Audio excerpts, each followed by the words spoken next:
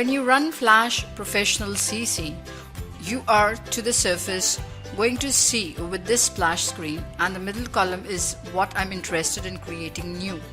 Now the very first option is HTML5 canvas, and if you're not familiar with HTML5, it's the latest version of HTML that offers a vast improvement over previous versions.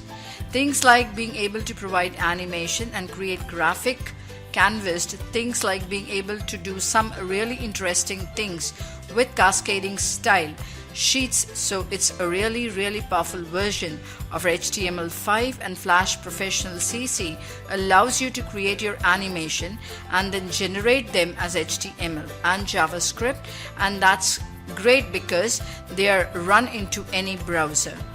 Now the next option is WebGL, and notice how preview is in parentheses afterwards, meaning it's not quite ready for prime time. But the idea here is that WebGL's graphic language that leverages GPU acceleration. So if you want to create high quality, high performance animations, you can actually generate them and leverage whatever hardware you can on your computer that takes advantages of WebGL.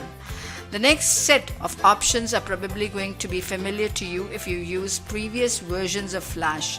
The primary one being ActionScript 3.0. Now, ActionScript is programming language specific to Flash, but it's based on the XMS script specification, meaning it's quite similar to syntax to JavaScript, Java, C++, and other similar languages. So it's language with Adobe flashes if you want to create applications that will run the Flash player. You want to use ActionScript. The next three options are Air. So Adobe Air is a development platform that allows you to create applications using Adobe Air's runtime engine. And you can create Air applications for the desktop, for Android, and for the iOS devices. Now the following options allow you to create documents that would like to create things like ActionScript classes, interfaces, ActionScript files, and Flash JavaScript files. And that's all they are. They are just text-based documents that will allow you to create your code and then integrate it into something else. Now because I usually going to use ActionScript when I working with Flash, I'm going to go ahead and click this, and now we've created a new document. Notice how the stage has become active. Our timeline is active. Now we can start bringing to develop applications in Adobe Flash Professional CC.